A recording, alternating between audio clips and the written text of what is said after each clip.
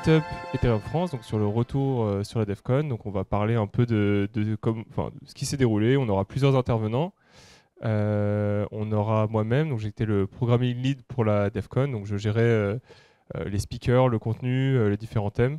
Et donc je vais pouvoir vous faire une présentation de ce qui s'est passé à la DevCon, des grands thèmes, et puis on fera un zoom sur quelques sujets, notamment le DIAC et d'autres sujets. Donc DIAC couvert par Disiac, et Taz nous parlera de plusieurs sujets super chouettes aussi. Et on vient aujourd'hui même de publier des articles donc 3 articles sur Retour sur DevCon. Donc moi je vais passer un peu en revue celui que j'ai aidé à traduire, donc celui-ci qui reprend un peu ce qui s'est déroulé à DevCon.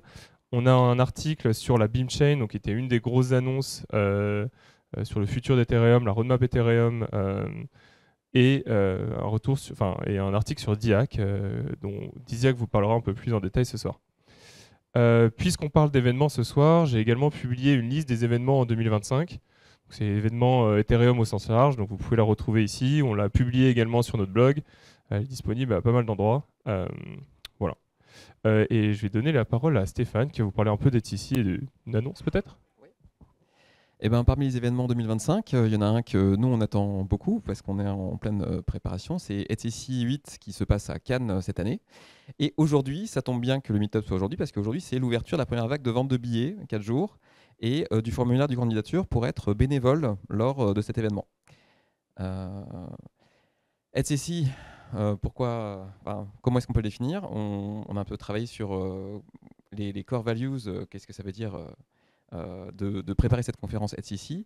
Donc, pour nous, ETC, ça représente à la fois une inclusion radicale et de la diversité, une quête incessante de l'excellence, encourager la collaboration et le partage de connaissances, une conférence avec une touche d'originalité, et ça, c'est important pour nous d'avoir toujours un petit peu un pas de côté par rapport aux conférences un peu classiques. La mission avant le profit, parce qu'il faut rappeler qu'on est quand même association loi 1901 et que pour nous, c'est important d'aller d'abord vers le partage de connaissances et pas vraiment. Voilà, c'est bien quand même de ne pas être en déficit, mais bon. Des connexions réelles et authentiques et Ethereum au cœur de notre ADN. Et bien sûr, pionnier, pragmatique du Web3, c'est-à-dire qu'on est prêt à essayer pour la conférence des solutions Web3 tant qu'elles fonctionnent correctement. Là, par exemple, pour acheter le billet pour ETC 8, il est possible de le faire, bien sûr, en fiat, mais également via des cryptos, depuis n'importe quel réseau, n'importe quel crypto, avec un bridge pour acheter le billet ETC 8. Et une petite vision du calendrier de cette édition d'ETC 8. Donc sur les 4 jours, ce sera un petit peu les mêmes thèmes que d'habitude, avec un focus sur Core Protocol, Product Marketer, Zero Knowledge, cryptographie, Token Engineering le premier jour cette fois-ci. Je vous laisse voir un petit peu le calendrier. De toute façon, ce sera disponible très vite sur le site et dans les communications liées à Ethereum Community Conference. Donc, je vous invite, si jamais ce n'est pas encore fait, à... Il y a le Build on Ethereum Demo qui va être une belle nouveauté cette année. Mais il y a aussi... Ah oui. Bon, pour ceux qui aiment ça, AI Agent et Automation, c'est pas vraiment mon truc perso. Mais oui, donc je vous encourage, étant donné que c'est encore possible de prendre une place sur la vague de vente d'aujourd'hui, d'aller sur le site d'ETC et potentiellement, si ça vous intéresse d'être bénévole, de vous inscrire également via le formulaire. Voilà pour ETC de cette année. Eh ben, merci Stéphane. Donc on va sauter dans les présentations. Et moi, je vais faire un aperçu donc, de la DevCon, un peu ce qui s'est passé. Je vais vous présenter la DevCon. Donc, je vais expliquer un peu ce qu'est la DevCon. Et puis, on va rentrer dans le vif du sujet. Alors, nous, la DevCon a lancé une initiative qui s'appelle DevCon Satellites, qui invitait les membres de la communauté à organiser des événements ce qui s'appelle DevCon Satellite. Donc, la Fondation Ethereum nous soutient ce soir pour faire cette initiative. Donc, merci à la Fondation. Mais donc, qu'est-ce que c'est la DevCon? Donc DevCon, comme je vous le disais, c'est la plus grande conférence sur Ethereum annuelle. Dans son nom, il y a dev, il y a développeur, mais c'est pas que pour les devs. Il y a vraiment un mix de builders en tout genre. Donc, il y a des membres de la communauté, il y a des artistes, il y a des chercheurs, il y a des économistes, il y a des techs en tout genre. Moi, j'ai toujours fait la DevCon sans être un tech et j'ai toujours passé des très bons moments. Et il y a plein de contenus qui ne sont pas purement techniques, même si c'est quand même le focus principal de la conférence. L'idée, c'est de rencontrer la communauté, découvrir l'écosystème au sens large. Et voilà, donc il y a tout un tas de contenus qu'on va passer un peu en revue. Alors, est-ce qu'on arrive à... Ah bah super. Hop. Et donc, je vais vous mettre juste le petit récap pour vous mettre dans le bain, pour vous ayez un petit aperçu de la DevCon. Now, more than ever, building on Ethereum is not only for idealistic reasons.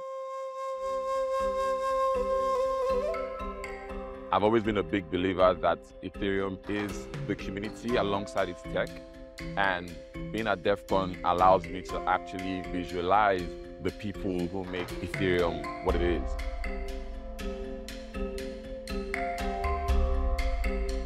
DevCon shows the strength of the Ethereum ecosystem and really highlights the concept of the Infinite Garden.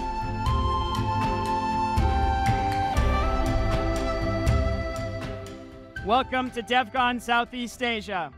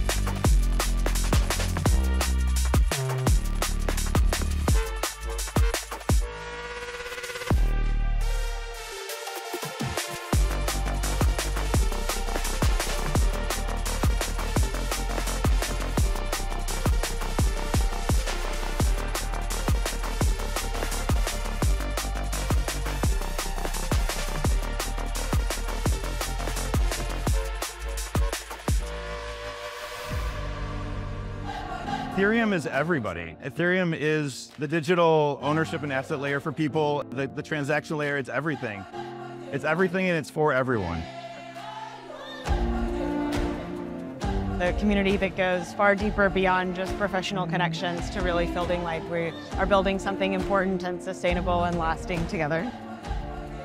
That's what is a global community for me. Gathering people based on ideas and how they want to do it and what they want to do. Ethereum is a cultural movement.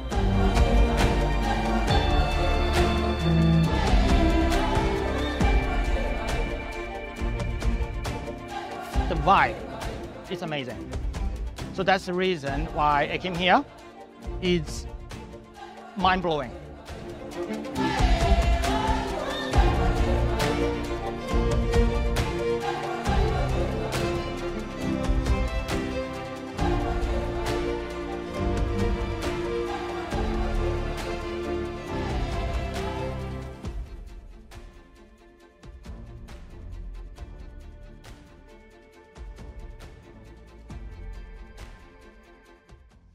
Ok, donc vous l'avez vu, DevCon, on s'en rend peut-être pas bien compte, c'est surtout du contenu, donc quand même. Là, il y a plein d'autres choses, il y a beaucoup de culture, il y a des danseurs, c'est un mix culturel assez grand. Nous, ce soir, on va surtout parler du contenu, mais ça vous donne un bon aperçu de ce que c'était et de l'ambiance. Vous avez peut-être déjà entendu parler aussi de DevConnect, donc ça c'est le deuxième gros événement de la fondation qui va se dérouler cette année.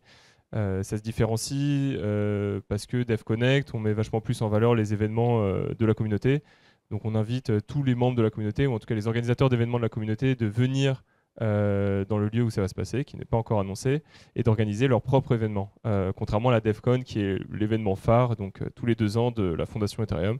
Voilà. Donc cette année, c'était plus de 12 000 participants présents sur la conférence. Je ne l'ai peut-être pas précisé, mais ça s'est passé à Bangkok, en Thaïlande. Et moi, je vais surtout vous parler donc, du contenu Et un peu de quelques stats avant de commencer. On a eu plus de 3000 présentations qui nous ont été soumises par 2500 personnes et on a fini par choisir 550, un peu plus au final, speakers. Donc on avait quasiment 600 speakers à la conférence, donc c'est assez gros. 460 sessions et un taux d'acceptation très faible. Donc il y a eu un petit mécontentement de la communauté, mais malheureusement on ne pouvait pas accepter tout le monde et quand même il y avait beaucoup plus de candidatures que les années précédentes, donc on a vu un vrai engagement et au final une qualité qui était très élevée dans le contenu, en tout cas je le trouve, et tout le monde était assez satisfait par ça. Donc ça c'était la comparaison par rapport à Bogota. Donc ça a quasiment doublé. Donc je pense que c'est un bon indicateur de l'intérêt global et puis de la professionnalisation et des membres de la communauté qui gagnent en expertise aussi. Donc ça a quasiment doublé à tous les niveaux, si ce n'est l'acceptation du coup qui a été divisée par 2, donc il devient un peu plus quali. Donc je vous le disais, plus 350 heures de contenu, donc vraiment beaucoup. Le contenu était divisé en 10 tracks. C'est les tracks habituels, on va dire, que vous retrouvez souvent dans la DevCon. On a fait quelques nouveautés quand même. C'était la Real World Ethereum qui avait pour but de montrer un peu des applications qui se développent sur Ethereum. La track Usability, donc il me semble qu'il y a 2 ans, elle s'appelait Account Abstraction. Donc là, c'était un peu plus large. C'était comment rendre Ethereum plus facilement utilisable, tout ce qui était autour du design, de l'UX. Et enfin, la Cypherpunk and Privacy Track, ça c'était une nouvelle track, mais où il y a eu beaucoup de talks sur comment rendre Ethereum Cypherpunk à nouveau. Donc si vous avez Vitalik a écrit un article sur le sujet, mais ça représente assez bien les valeurs fondamentales d'Ethereum. Donc on y reviendra, mais la confidentialité, la décentralisation, le fait d'être résistant à la censure, c'est des valeurs qui sont clés dans l'écosystème. On avait une track qui rassemblait pas mal de ce contenu. Donc, encore une fois, je vais vous faire un petit aperçu de ce qui s'est passé à DevCon en termes de contenu, et ça va vraiment être le focus de ce soir. On avait une super app où vous pouvez d'ailleurs, qui est toujours live, c'est app.devcon.org, sur laquelle vous pouvez retrouver tout le contenu de la conférence. On a même développé un petit bot avec de l'IA pour vous guider dans la recherche de contenu. Donc ça, c'est encore disponible aujourd'hui et vous avez encore tout le contenu de la DevCon disponible. Des petits highlights de la conférence, il y avait évidemment les usual suspects, Vitalik, il y avait qui d'autres, Austin Griffith de BiddleGiddle, un développeur qui est assez réputé dans l'écosystème. Il y avait les core développeurs, il y avait vraiment des acteurs assez clés de tout l'écosystème. Évidemment, Carl Floersch de Optimistic. Voilà, donc il y avait vraiment des personnes qu'on a l'habitude de voir dans la conférence, mais ils étaient vraiment tous là. Et donc moi, je vais passer là rapidement en revue en fait des grands thèmes qui sont ressortis de la DevCon. Et je vais vous proposer surtout des talks en lien avec ces thèmes que je vous invite à voir par la suite. Donc on va pas trop rentrer dans le sujet de ces thématiques ce soir, mais c'est vraiment pour essayer de vous donner un aperçu de ce qui s'est passé et puis que vous puissiez les creuser de votre côté par la suite. Et donc la première grande thématique qui est sortie de la DevCon, c'est tout ce qui se passe autour des Layer 2 et du fait qu'elles sont qu'une vraie valeur ajoutée pour Ethereum. Donc il y a eu beaucoup de débats, il y a toujours des débats sur le fait que certains disent que les Layer 2 sont extractifs pour Ethereum parce que soi-disant ils ne paieraient pas assez de frais, ou en tout cas la valeur ajoutée de ces solutions de Layer 2, donc qui permettent encore une fois de passer à l'échelle, ou en tout cas de rendre plus rapide Ethereum, ne redonne pas assez de valeur à Ethereum, à la Layer 1 d'Ethereum. Donc il y a énormément de recherches qui se font là-dessus, notamment autour des blobs qui ont été sortis avec une des dernières grandes mises à jour d'Ethereum qui s'appelle l'EIP 4884, il me semble, 4844. Donc c'était un panel que je vous invite à lire, à voir si le sujet vous intéresse, avec des chercheurs de la fondation comme Ansgar ou alors un influenceur très connu qui s'appelle Anthony Sassano, que vous connaissez sûrement. Donc ils ont fait un panel sur le sujet. D'ailleurs, je pourrais vous envoyer la présentation et tout ça, c'est des liens, donc vous pourrez aussi les voir. Toujours sur les Layer 2, je vous invite également à regarder la présentation de Bartek, qui est le fondateur de L2Bit, qui est un institut on va dire un institut de recherche qui passe en revue les différentes solutions de Layer 2 et qui explique, qui fait des revues techniques, mais qui explique notamment, ils sont devenus assez connus pour ça, qui explique les différents stages des Layer 2. Donc la plupart des Layer 2 sont à stage 0, c'est-à-dire qu'elles n'ont pas elles sont pas atteintes encore un stade de maturité assez élevé pour être, on va dire, complètement décentralisées.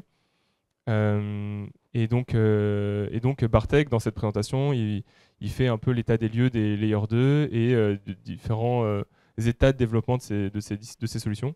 Donc c'est vraiment un talk intéressant sur les Layer 2 qui donne un bon aperçu de ces technologies. Il y a un panel avec le troisième panel que je mentionne ici, c'est sur l'unification des Layer 2, et donc ça mentionne les problèmes d'utilisation, et il présente quelques solutions qui permettent de fluidifier les transactions inter-Layer 2, on va dire.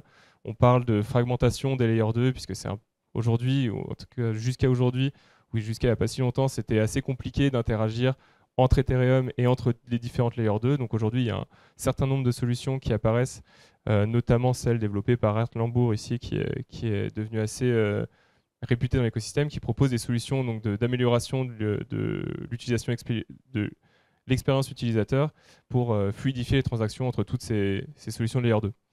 Donc je vous invite à voir aussi. Et enfin, un talk de Joshua Cheong sur pareil, sur comment faire progresser la scalabilité d'Ethereum. Voilà. Deuxième grande thématique, Ethereum qui est cypherpunk. Donc, comme je vous l'ai mentionné un peu plus tôt, il y avait toute une track sur le sujet. Et c'était on va dire une nouveauté, en tout cas de les mettre en valeur à ce niveau, comme on l'a fait cette année. Et alors, ceux-là quasiment tous vus, ils sont vraiment bien. Si le sujet vous intéresse, donc les sujets de confidentialité, de décentralisation, de privacy en général, vous intéressent, je vous invite vraiment à tous les regarder, ils sont absolument top.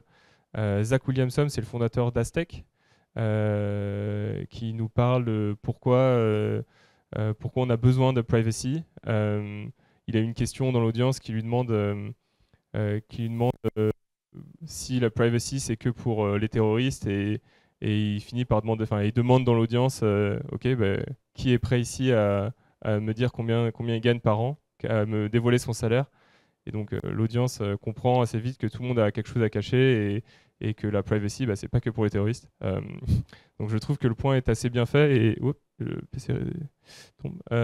Et donc c'est une super présentation de Zach Williamson, qui est un membre éminent de la communauté, que je vous invite à voir. Peter Valkerborg nous a fait une super présentation aussi. Il a écrit on va dire une sorte de poème ou une histoire en tout cas sur pareil, l'importance de la privacy et pourquoi ça a de l'importance aujourd'hui dans nos sociétés, et de plus en plus. Peter Valkerborg, c'est un des fondateurs si ce n'est le fondateur de Coin Center, qui est un institut de lobby pour la cause crypto au sens large. Autre talk super intéressant de Roger Dingledine, qui est le fondateur de Tor. Vous connaissez peut-être, certains doivent connaître Tor, qui est un privacy by default browser, et qui nous a fait l'explication qui nous a passé en revue de la structure de Tor, comment ça marche, et qui nous a parlé de quelques liens avec l'écosystème Bitcoin et Ethereum. Pareil, très intéressant, et c'est un exemple de ce qu'on a essayé de faire à DevCon, c'est de aussi faire venir et parler des membres on va dire, de l'écosystème au sens large, dans l'écosystème, on va dire, open source. Donc Roger Dingledine, c'est le fondateur de Tor, qui est là depuis, qui existe depuis très très longtemps, bien avant la fondation d'Ethereum, et c'était super intéressant de l'avoir. Donc pareil, une présentation très intéressante que je vous invite à lire. Puis des talks encore, il y en a tout un tas, mais ces deux autres, New Cypherpunk Generation ou Bringing Peer-to-Peer Network to All Peers, que je vous invite à voir. Autre pan de la DevCon, on avait cette track sur la usability que je vous ai mentionné rapidement. Aujourd'hui, on considère que l'UX, l'expérience utilisateur, c'est vraiment amélioré énormément et a les moyens de faire en sorte que Ethereum se propage et en tout cas se fasse utiliser par le plus grand nombre. Et donc, on avait pas mal de talks qui montraient pourquoi c'est le cas et puis comment on en est arrivé là. Donc, on a notamment Yoav Weiss qui est à l'origine ou en tout cas derrière une des plus grosses upgrades de l'account abstraction, c'est 4337, qui nous parle du futur de l'abstraction de compte. C'est en gros comment on va abstraire toutes les complexités sur Ethereum. Voilà, si je dois résumer la chose. Et c'est un talk très intéressant qui vous parle un peu de la roadmap sur le sujet. Art Lambourg, donc je vous en ai déjà parlé. On parlait aussi de Shamed Abstraction avec Stéphane Gosselin. Donc ça, c'est comment limiter la fragmentation entre les différentes layers 2 dont je vous ai parlé un peu plus tôt. On a l'EIP 7702 et aussi certains EIP, donc comme celui-là, le 7702 ou encore le RC 3668, qui sont parmi les dernières upgrades sur le sujet. Donc ça, c'est un peu plus technique, mais pareil, si vous voulez creuser, je vous invite à aller voir. Cette partie-là, c'est lié à la track Real World Ethereum. Donc il y avait un certain nombre de talks. Si vous voulez en savoir plus sur les applications concrètes qui sont construites sur Ethereum aujourd'hui, je vous conseille déjà de commencer par la présentation de Josh Stark qui s'est déroulée pendant l'ouverture de la DevCon et qui donne un peu des chiffres clés du développement de l'écosystème récent, qui parle des grandes applications qui tournent aujourd'hui sur Ethereum, qui parle aussi des stablecoins et de l'impact que ça a. C'est un très bon aperçu de l'écosystème. Donc je dirais même que si vous avez une présentation à voir assez haut niveau sur l'écosystème Ethereum, je pense que c'est peut-être celle-là. Elle est très intéressante. Josh Stark qui fait partie du leadership un peu critiqué de la fondation en ce moment, mais qui est quelqu'un de bien, je vous l'assure. On a aussi un panel avec DC Posh, Leah Morn et Tim Beko. DC Posh fait partie de Demo, ce projet qui souhaite imiter un peu le Stripe sur la blockchain, sur Ethereum. Leah Morn, qui était assez tôt dans Optimism, et Tim Beko, qui est à la fondation aussi, qui participe à il fait du project management sur les core dev sur Ethereum. Donc il fait de la coordination des core dev sur Ethereum. Donc c'est un membre éminent aussi. Et ils nous ont fait un panel sur le sujet, sur les stablecoins, sur l'économie réelle que représente Ethereum. Et puis plusieurs applications. Je reviendrai un peu plus tard, mais comment on utilise les national IDs dans l'écosystème Ethereum. Des projets un peu plus techniques comme Anonadar, je vous en parle un peu après, mais qui en gros permet de prouver qu'on a un passeport avec ce qu'on appelle des zero knowledge proof, donc prouver des informations à partir de son passeport sans avoir à dévoiler son passeport. Donc ça c'est assez intéressant. Si la cryptographie vous intéresse ou les applications concrètes de la cryptographie vous intéressent, je vous invite à voir celui-là. Un talk par Ilmar Peterson et Justin Glibert. Ilmar Peterson qui est derrière un jeu qui s'appelle EVE Online, que vous connaissez peut-être, qui s'intéresse beaucoup à la blockchain et notamment Ethereum, et qui développe un jeu basé sur Ethereum. Donc pareil, si le gaming vous intéresse et Ethereum aussi, cette présentation est intéressante. Voilà, et plein d'autres choses.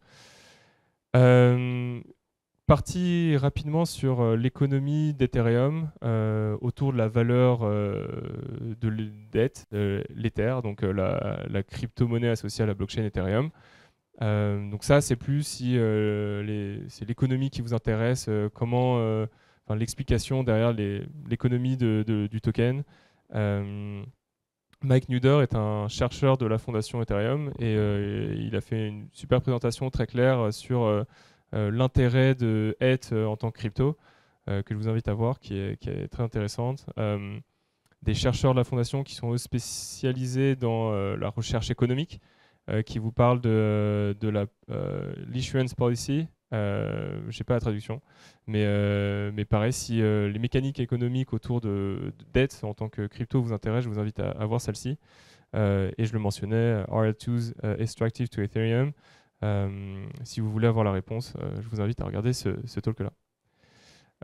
Enfin, il me semble que c'est la dernière section, il en reste une autre, sur la cryptographie. Donc ça, c'est un gros pan de la blockchain, un gros pan d'Ethereum, et c'était un point assez important de la DevCon aussi. On parle de cryptographie qui est programmatique et on explique, enfin, ces speakers nous expliquent en quoi elle est utilisée dans Ethereum aujourd'hui, quel est l'intérêt, et puis surtout le futur de la cryptographie sur Ethereum. Donc il y a deux acteurs qui ont pas mal parlé à la DevCon qui s'appellent Gubship et Justin Liebert, qui font partie de ZeroXSpark, qui est un institut de recherche sur la cryptographie spécifiquement sur Ethereum, qui ont fait des talks très intéressants et introductifs sur le sujet. Donc ça, pareil, si le sujet de la cryptographie vous intéresse, vraiment, il faut aller voir ça. Il y a plein de choses là-dedans. Ethereum comme technologie de pointe. Donc ça, c'est des talks qui ne sont pas que en lien avec Ethereum, c'est des talks qui étendent un peu le spectre de ce à quoi Ethereum, ce à quoi on a l'habitude de voir Ethereum. Donc le DIAC, donc ça, j'en parle pas parce que Diziak en parlera plus tard.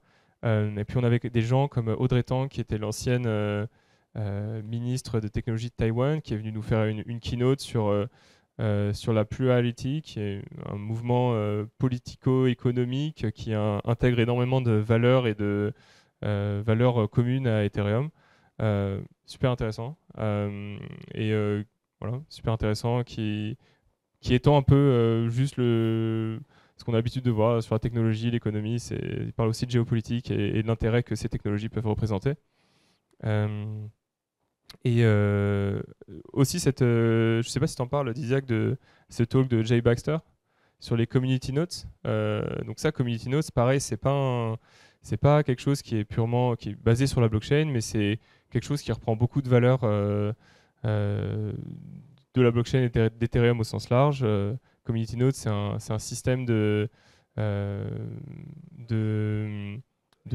c'est une note communautaire, la traduction, on va dire, et c'est ce qui aujourd'hui va être utilisé par Facebook pour remplacer leur système de modération, qui est déjà utilisé sur Twitter, et ce qui permet à des utilisateurs de relever des fake news, notamment, ou en tout cas de fact-checker. C'est un système de fact-checking, c'est le mot que je cherchais.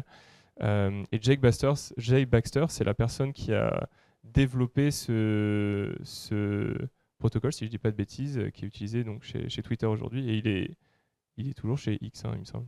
Mais enfin voilà, donc c'est pour vous montrer aussi qu'il n'y avait pas que des présentations purement sur Ethereum ou purement sur les blockchains, il y avait des sujets annexes qui ont été traités et ils ont toujours fait le lien avec Ethereum, mais c'est pas que la crypto, c'est pas que la blockchain.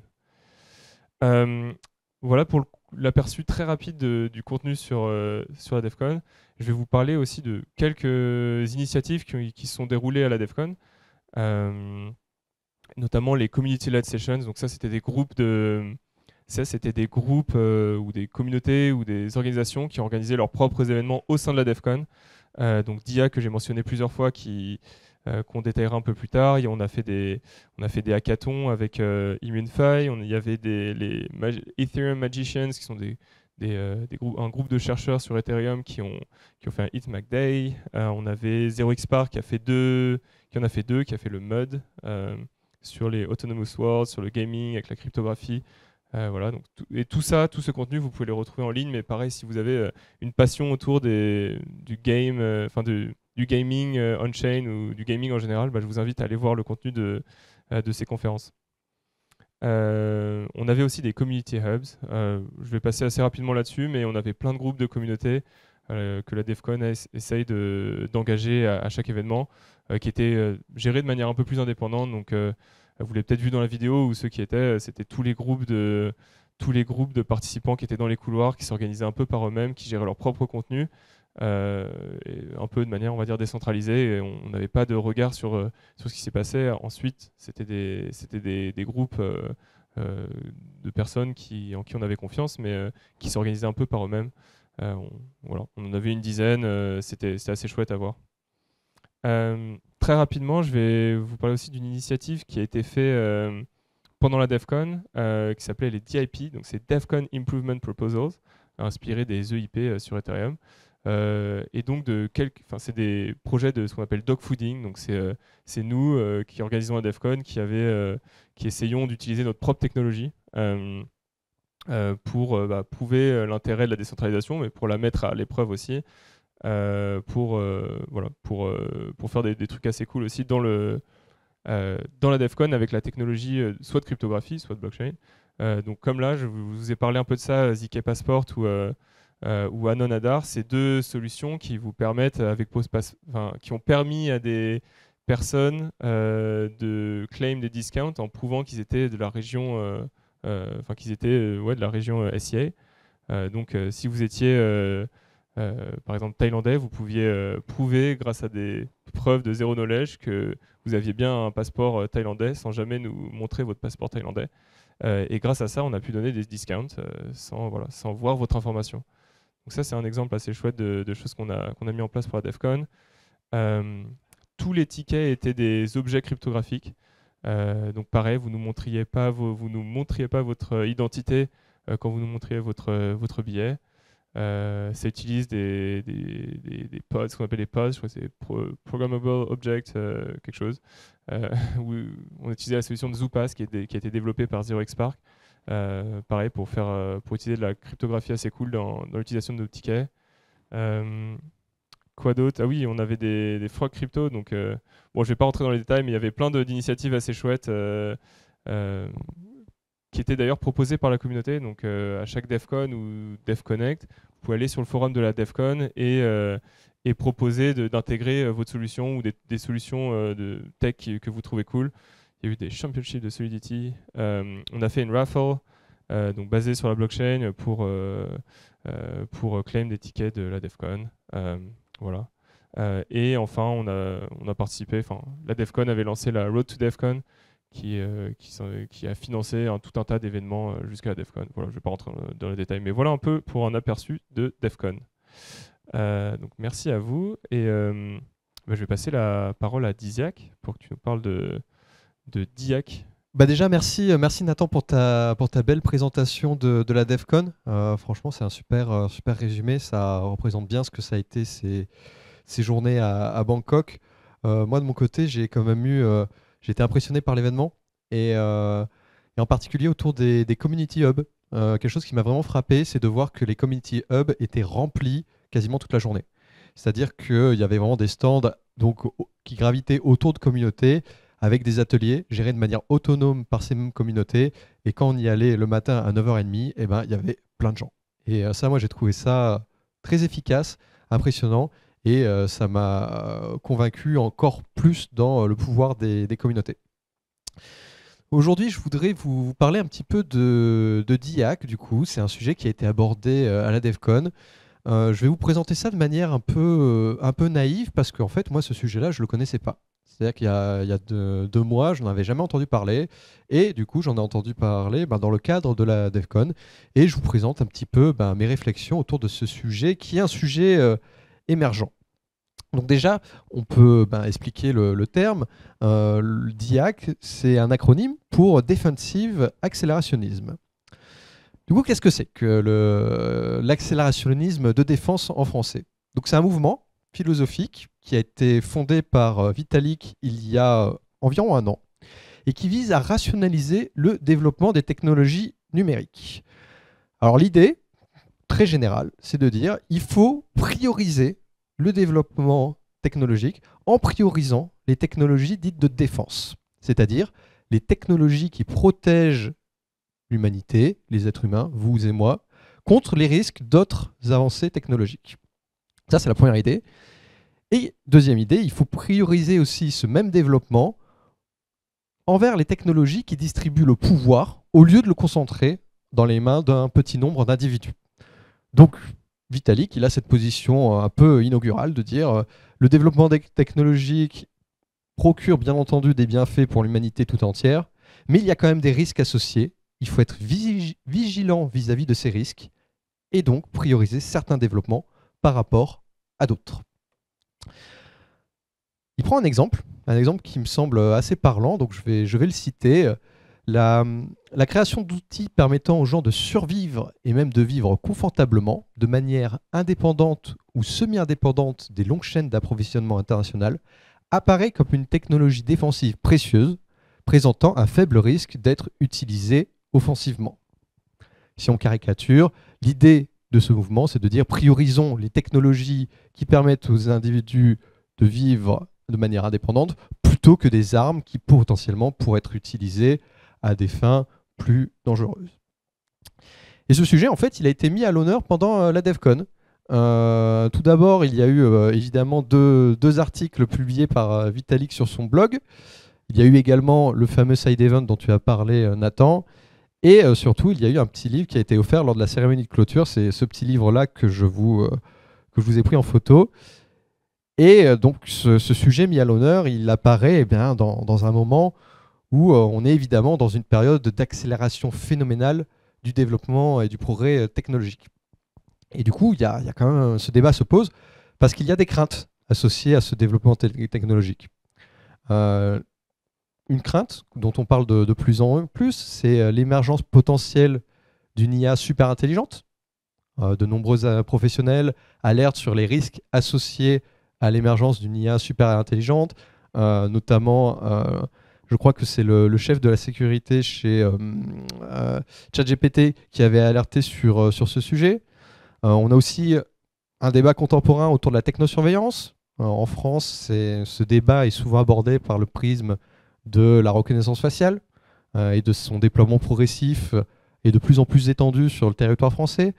C'est la Quadrature du Net, notamment, qui en parle énormément.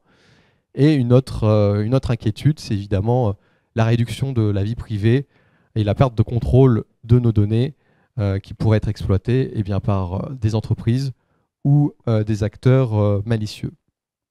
Donc essayer de développer des technologies pour nous protéger face à ces risques, c'est un débat contemporain et c'est un enjeu assez majeur. Au-delà de ce contexte-là, on a aussi en fait un autre mouvement qui a émergé déjà il y a quelques années qui s'appelle l'accélérationnisme efficace. Alors, qu'est-ce que c'est que l'accélérationnisme efficace? C'est un autre mouvement créé par des gérants de la Silicon Valley et qui vise à maximiser le progrès technologique avec très peu de considération pour les précautions nécessaires ou la régulation. Leur perspective, c'est d'estimer que le progrès technologique nous est bénéfique et on le voit historiquement. Du coup, allons-y.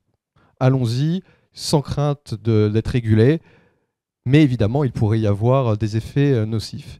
Et Vitalik, en fait, réagit du coup à ce mouvement qui existe, qui a de nombreux défenseurs dans le milieu de la tech, et il propose un peu une posture du juste milieu.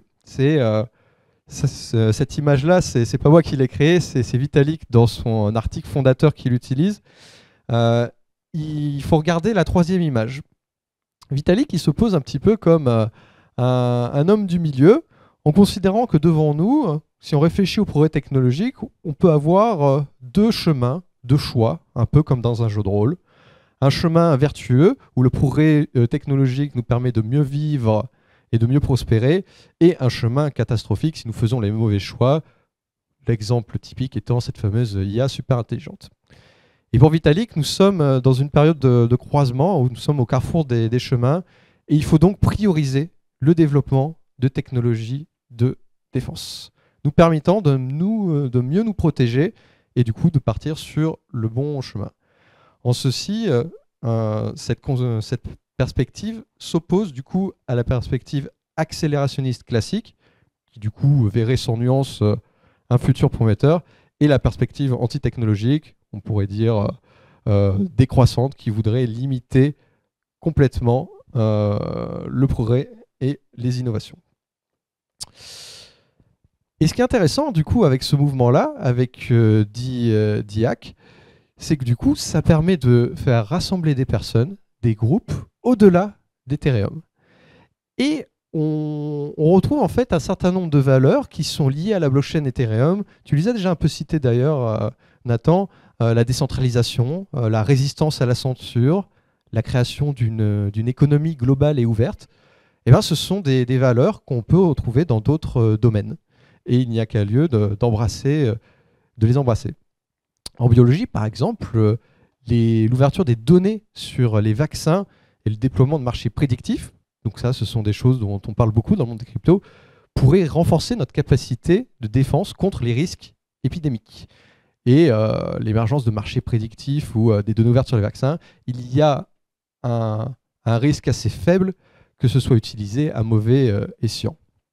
Du point de vue du numérique, ce sont évidemment l'open source et les zero knowledge proof qui nous sont précieux pour renforcer notre vie privée. Et du coup, le DIAC Discovery Day a été un événement où des chercheurs en fait, de différentes disciplines, pas seulement du monde Ethereum et blockchain, se sont rencontrés. Des chercheurs du coup en cybersécurité, des chercheurs en bioinformatique, et ils ont pu échanger sur ces considérations. Et dans ce cadre-là, en fait, la blockchain et Ethereum est conçue comme une technologie de défense de premier plan. Il s'agit d'un espace où on finance et on développe d'autres technologies de défense, et en plus d'être un espace d'expérimentation démocratique. Finalement, quand on lit les textes de Vitalik, Vitalik, il a une position qui est assez claire et qui est presque une position militante. C'est ça que j'aime bien dans le concept, c'est que la perspective militante, elle est assez assumée. Si on veut donner une direction au développement technologique, eh bien, il va falloir se coordonner, il va falloir qu'il y ait une action humaine. Ça ne va pas être le marché libre et autogéré, si je puis dire, qui va donner cette direction-là. Et donc, Vitalik, il assume cette démarche militante. Et finalement, du coup, le mouvement DIAC devient un mouvement fédérateur, techno-optimiste, toujours. Il y a toujours cette perspective qu'on est optimiste sur le progrès technologique. Et il peut être capable de rassembler au-delà de la communauté Ethereum. Et c'est ce qu'on a vu, du coup, pendant le DIAC Day. Le texte fondateur se termine par un appel, si je puis dire, aux autres communautés. Donc, les défenseurs des santé publiques qui trouveront un intérêt à ce mouvement, les libertariens aussi, si tant est qu'ils acceptent un peu de régulation. Donc, c'est pas dit, mais quand même, Vitalik est optimiste à ce niveau-là, toujours. Les solarpunks et lunarpunks, évidemment, et tous ces groupes de gens, en fait, qui ont en commun l'idée qu'il est nécessaire d'avoir des actions collectives. Donc voilà, ce sujet m'a intéressé. Je trouvais qu'on n'en avait pas assez parlé en langue française et en France. Donc je voulais vous faire un petit résumé du propos. Et pourquoi pas imaginer aller un peu plus loin. Aujourd'hui, il n'y a quasiment pas de ressources sur ce sujet. Il n'y a même pas de page Wikipédia en langue française qui en parle. Pourquoi pas rédiger un petit article Wikipédia sur le sujet pour mieux le présenter, rapporter un petit peu les travaux de ces groupes. Aujourd'hui, on a une page Wikipédia qui existe sur l'accélérationnisme efficace. Il ne tient qu'à nous qu'à en écrire une sur l'accélérationnisme de défense. Pourquoi pas dans un cadre associatif ou autre, à voir. Voilà, c'était quelque chose que je voulais partager avec vous aujourd'hui. Et je laisse la parole à Taz, qui du coup va nous parler d'autres sujets de la DevCon. Eh ben bonjour. Donc je vais vous présenter deux sujets qui ont été présentés à DevCon en Asie du Sud-Est, en Thaïlande. C'est un petit peu improvisé, donc intervention un peu de dernière minute, mais on verra ce que ça donne. Donc moi je m'appelle Taz, je suis membre d'Ethereum France, ce qui est pratique quand on peut pas avoir, quand on n'a pas accès à un ordinateur, quand la première vague de vente de tickets pour HCC démarre, parce qu'il y a une espèce de sidetrack pour les membres d'Ethereum France, et donc c'est très très pratique. Et je crois, Nathan me confirmera, mais que en cotisant à Ethereum France, on contribue aussi un petit peu au podcast L'Ether Inconnu. Ouais. Voilà. Dont le dernier numéro était avec Charles Guillemet, c'est ça, le CTO de Ledger. Donc, deux sujets. Alors là, on n'est pas vraiment dans les fondamentaux d'Ethereum, on est plutôt dans des sujets un peu connexes. Le premier, donc, c'est sur les DAO, DAOs Unmasked.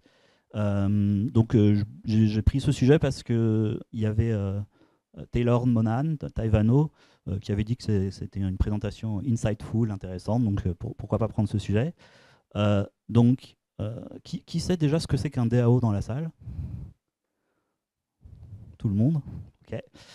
Donc, ah oui, je tiens à m'excuser pour les blagues particulièrement lamentables qui vont émailler les présentations, pour ceux qui ne me connaissent pas.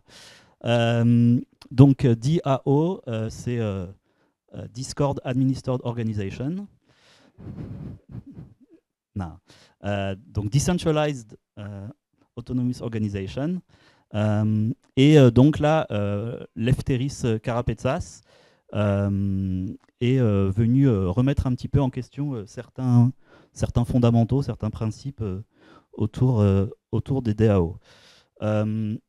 Donc, Lefteris Karapetsas, pour ceux qui ne le connaissent pas, c'est quelqu'un qui est un peu un OG d'Ethereum, un développeur qui a contribué au compilateur Solidity, qui a participé, qui était un peu lead développeur de un peu une espèce d'ancêtre des L2 sur Ethereum qui s'appelait Raiden,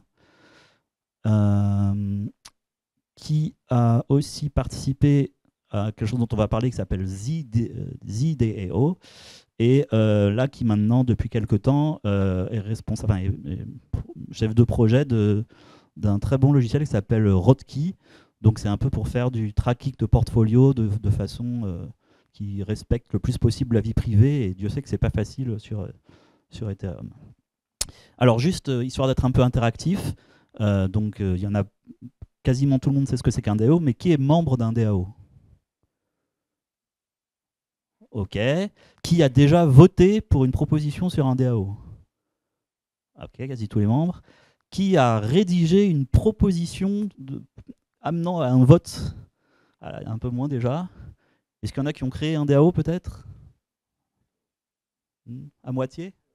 Ok. Bon, on pourra en discuter à l'apéro. L'idée, c'est aussi d'ouvrir des sujets pour l'apéro ou les pizzas qui suivent.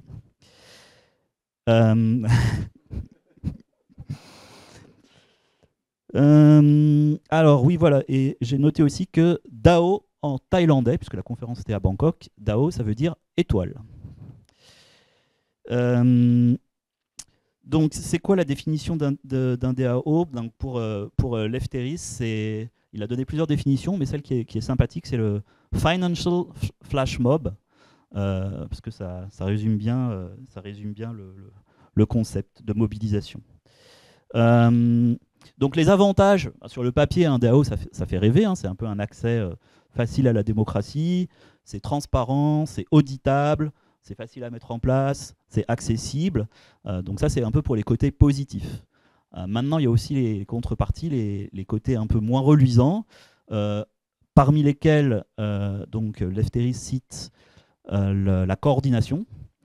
Et il va ensuite revenir sur deux aspects un petit peu plus sombres des DAO, le flou juridique qui les encadre, et tout ce qui est un petit peu l'aspect théâtre de la décentralisation. Est-ce qu'un DAO, c'est vraiment décentralisé, quoi.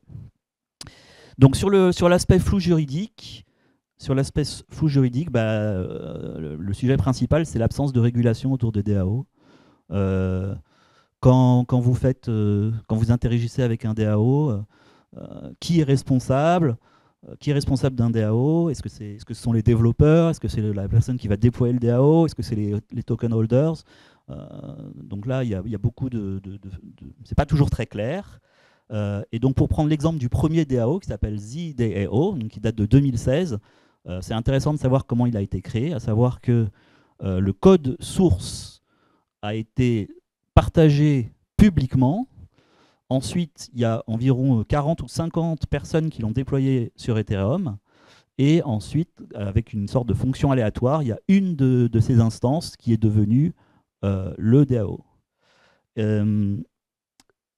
Pour ceux qui ne savent pas ce que c'est que le ZDAO, le DAO, donc c'était le premier contrat intelligent qui réunissait comme ça une communauté avec des fonds qui ont été engagés dans le contrat.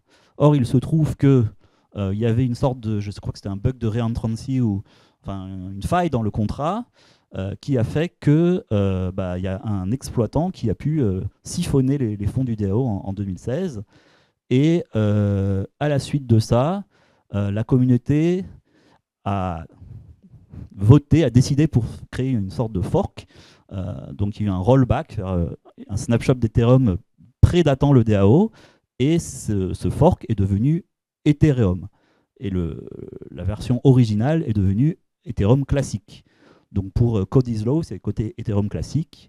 Et si vous êtes plus, finalement les humains ils peuvent avoir le choix, c'est sur Ethereum que ça se passe. Voilà, donc quand on travaille pour un DAO, à qui vous allez faire vos invoices, quelle est votre contrepartie? Une autre question aussi, c'est quelle est la juridiction? Alors le DAO il est sur la blockchain, mais alors aller dire à un avocat que la juridiction d'un DAO c'est la blockchain. Comment payer les impôts, tout ce genre de choses. Il donne l'exemple d'un DAO qui s'appelait Ooki et qui a été fermé par une sorte de justicier américain qui s'appelle la CFTC, et le DAO a eu à payer une amende de 600K parce que la commission pensait a assimilé le DAO à une sorte de personne morale. Alors je ne sais pas exactement comment ça s'est réglé, qui a payé les 600K, est-ce que c'est les token holders qui ont porté le risque, mais voilà, il y a toujours ça. Deuxième petit point critique, donc le théâtre de la décentralisation. Donc cet aspect de théâtre, je crois que ça vient d'un chercheur américain qui s'appelle Bruce Schneier, qui avait écrit il y a quelque temps, il y a bien longtemps même, un article sur les aéroports en disant que c'était un petit peu le security theater, c'était le théâtre de la sécurité, parce qu'on pouvait avoir l'illusion de penser que tout était fait pour que un terroriste ne prenne pas des objets dangereux dans un avion, mais en fait la plupart des choses c'était que des mesures de façade qui n'étaient pas vraiment efficaces. Et donc là, ce que va dire Lefteris Karapetsas, c'est que finalement la plupart des DAO n'en sont pas. Donc, en l'occurrence, ils ne sont pas décentralisés. Donc c'est un peu ce qu'on peut appeler les DINO, Decentralized and Named Only. DINO, c'est un terme qui a été inventé dans la ville américaine de Denver. Ah, tu l'as.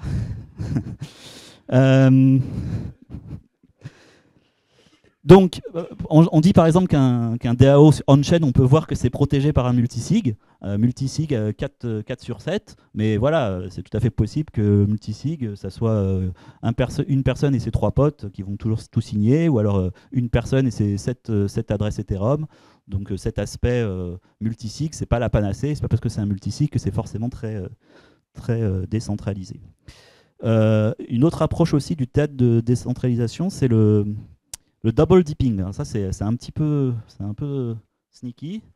C'est quand une compagnie qui a levé des fonds va créer un DAO en complément, ce qui va lui permettre, entre guillemets, de faire une deuxième levée de fonds en vendant des tokens pour les futurs membres de DAO.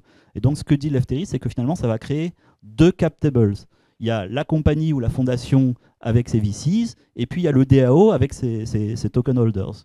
Parfois, ce que fait la compagnie, c'est que ils vont donner certaines décisions à prendre au DAO, mais ça va être des décisions un petit peu anecdotiques. Donc, du point de vue des membres du DAO, ben, ça va être un peu une sorte de gouvernance de placebo, et les vraies décisions importantes seront quand même prises dans les V6.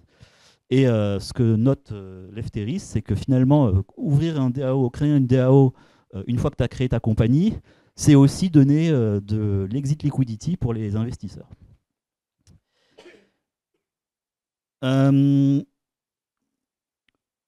Voilà.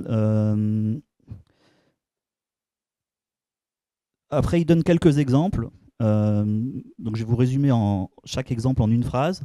Donc, INS, Ethereum Naming System. Donc, il trouve que bon, il y a quelques, c'est pas parfait, mais c'est quand même pas trop mal pour un DAO. Après, il prend l'exemple de MakerDAO. Donc, c'est ceux qui émettent le DAI. Avant, ça s'appelait SAI, mais le DAI. Bon, alors si je résume, c'est pas un DAO, clairement. La gouvernance, c'est Rune Christensen, et c'est plus une secte qu'une organisation. Et après, c'est intéressant, il prend l'exemple de Optimism, donc le roll-up. Et là, selon lui, c'est pas un DAO non plus, c'est plutôt quelque chose qui tourne comme une compagnie, enfin comme une entreprise. Et pourtant, il y a quand même des bons aspects. Donc, déjà, ce qui est la force d'Optimism, c'est pas vraiment le roll-up Optimism, c'est plutôt le OP Stack, la super chain. Avec récemment Coinbase qui a déployé Base, Kraken qui a fait Inc. Celui qui a la palme du plus joli nom, c'est Zora, mais je ne sais pas exactement ce qu'ils font. Je vais quand même vous montrer un des slides. Alors, il y a quand même des bonnes choses qui émergent de ça, c'est que il y avait cette idée que les sequencers fees soient utilisés pour le public good. D'ailleurs, je crois que DeFi France a un grant de RPGF. Ethereum France aussi. Ah voilà, donc ça c'est très bien.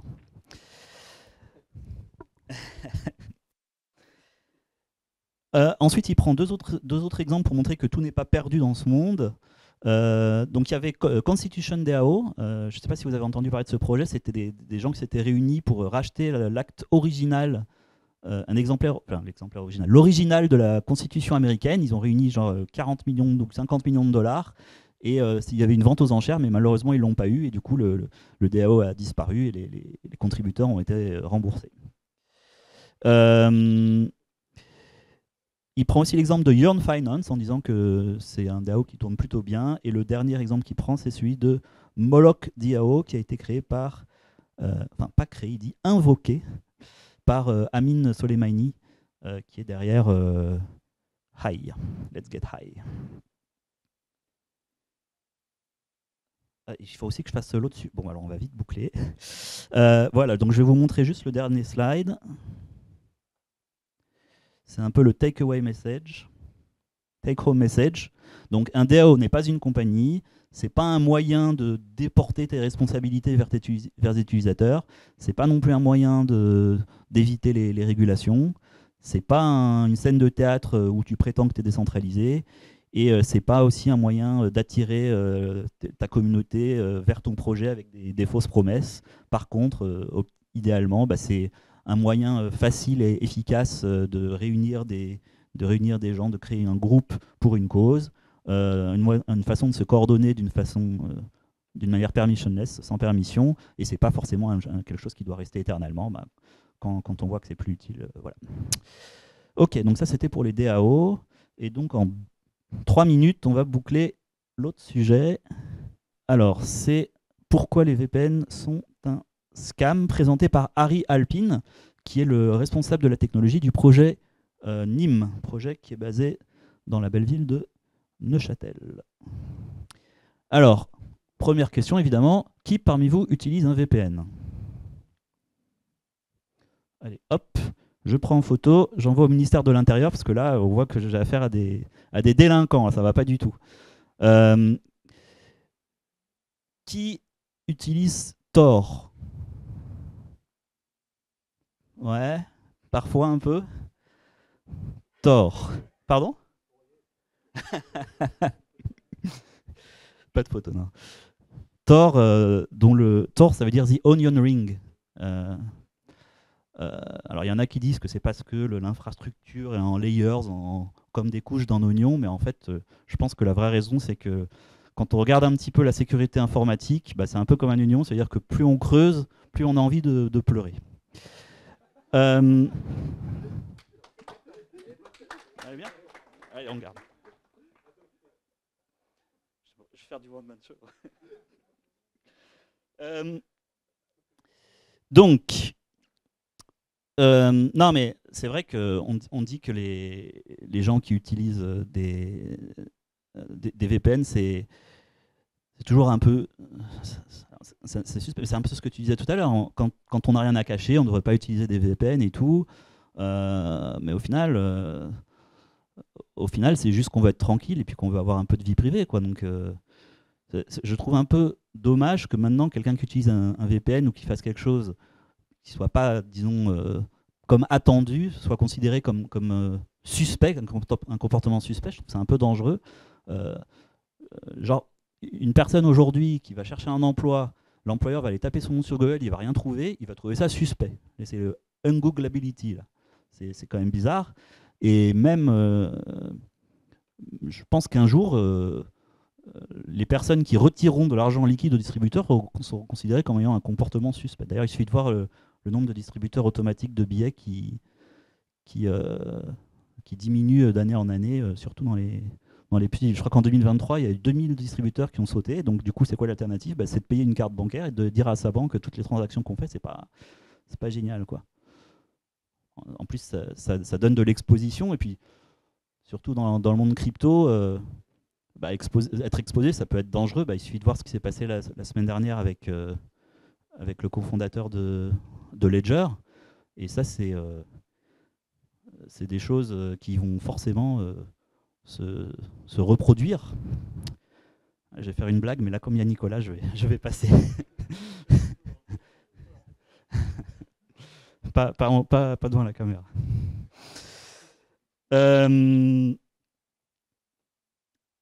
Donc, bon, histoire de finir. Donc, concrètement, là, Nîmes, c'est quoi? Nîmes, c'est un VPN, mais qui possède plusieurs avantages. Tac. Voilà, donc très rapidement, en fait, c'est plutôt un call to action de vous présenter ça.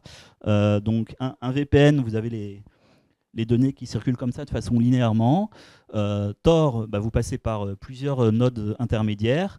Et Nîmes, c'est un petit peu comme Tor, mais l'avantage, c'est que ça introduit beaucoup de choses pour complexifier l'analyse du trafic. Ça va introduire des paquets, des faux paquets, ça va introduire des faux délais, donc il va y avoir toute une espèce de trafic leurre qui vont rendre la désanonymisation et le déchiffrage des données beaucoup plus difficiles. Donc c'est ça qu'on appelle un mixnet. Ouais, bon, vu l'heure, je crois qu'on va vite tout de suite passer à la conclusion. Voilà, vous pouvez télécharger Nîmes VPN. Vous pouvez vous créer un compte, vous pouvez donner un faux email, vous allez avoir une espèce de QR code et puis vous verrez qu'il y a deux modes d'utilisation. Le mode rapide qui en fait ne va pas introduire de faux trafic, et puis le mode anonyme qui est un petit peu plus lent. Donc l'utilisez pas pour faire du streaming ou des choses comme ça, mais voilà, vous pouvez installer Nîmes VPN et surfer anonymement. Voilà, je crois qu'on est bon pour là.